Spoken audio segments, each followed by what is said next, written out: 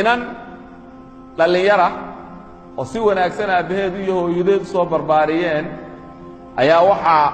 iskuulkii quraankii bay xiftiday waa lagu dadaalay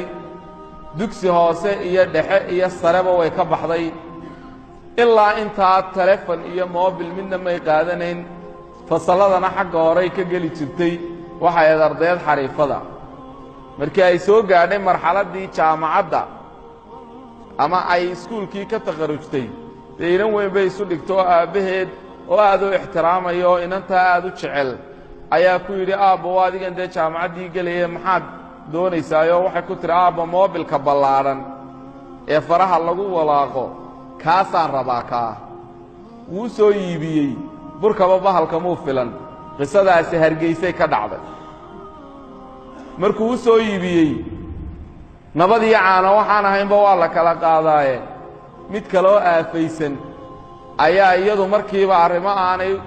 haabka iyo hiyigaba ku haynin tustay oo tiri dee waxaa la soo furtaa internetkii oo halkanaa la galaa oo waa sidan oo waxaa la samaystaa account noocana oo waxaa la samaystaa fasaad buug annagu waxaan u naqaanaa fasaad buug idinku wax kala u taqaanaan soo maaha waaye ayaa la samaystaa wixiiba way wada furta markiiba mid kale ay garanaysay isku xidhay inankiibaa marba risaalad u soo dira marba wux u soo dira aakhiratankii waxay gaadhay inuu qalbigeedii meel ku yeesho imrulqays ninkii la odhan jiray shaacirka ahaa ayaa wuxuu yidhi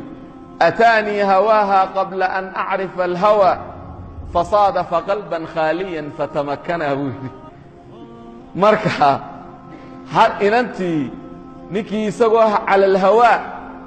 ayuu qalbiga meel kaga yeeshay waxay gaadhay inuu ku yidhaahdo soo dir suuradahaaga iyo sawirradaada marba mid bay u dirtaa marba mid bay u dirtaa waxay aakhirkii gaadhay in uu ku yidhaahdo sawir xijaabanooyo asturantay markii dambe wuxuu ku yidhi waxaan ku weydiiye horta aduu sawirradanaad ilaa hadda laysma araga garo horta adigu sawirradanaad soo dirtaa inanta dhowrsanaan waxay ka qabto 20 sannadood ama dhowr iyo 10 sano weyn baa lagu soo dadaalayay heer jaamacadeed bay soo gaadhay quraankii bay xiftisanayd horta waxaan ku weydiiyey adigu sawir adeeyada u egtahay un baad noo soo dirtaa maxaad sawir muxuu rabaa muxuu ga jeedaa sawir deetimuu qaawin oo dee ma garanaysaa kuwaynu garanayno inantii markii dambe wuxuu sameeyey sawirradii buu ururiyey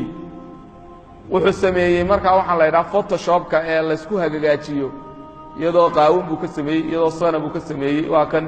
wuxuu ku yidhi waxaan doonayaa intimidation ama cagajuglayn waxaan doonayo haddii aad samayn weydo sawirradaadaasaan baahinaya inantii waxay istidhi ceebtaada oo kow og yahay kun looma sheegay yidhaahdaa waxay istidhi isagoo ha ku ekaado way u baxday oo way aragtay oo wuxuu ku samaynayey buu ku sameeyey waraabe dhergey baa walaalkii xasuustay waraabuhu wishiirri baa la yidhaahdaa markuu neef helo wuu isu qayshadaa buu yidhaahdaa wuu isu soo ururaa markuu inantii wuxuu doono ku sameeyey ayuu ku casuumay kuraydii xaafadaha iyo asxaabtiisa inantii way xejin kari weyday problemkii iyo mashaakilkii ilaan cidna uma sheegi kartee balaayadanna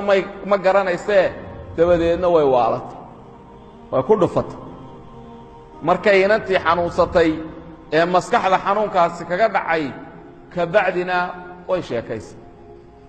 wax walba way ka sheekaysay ninkiibay ka sheekaysay wax walba ninkiibaa ogaaday dee in reerkii raadinayo xabad lala doondoonayo dabadeedna wuu baxsaday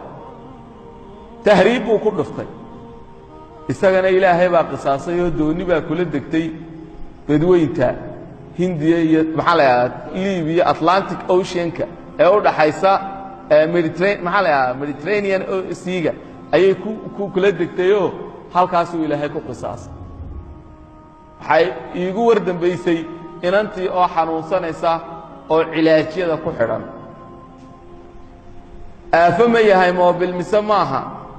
ajala ma goyn karaa mise ma goyn karo mindi laba afle ma yahay oo ku gowracaysaa idinkaa jawaabahaan idiin dhaafayaa iyo ummadda kale faraha badan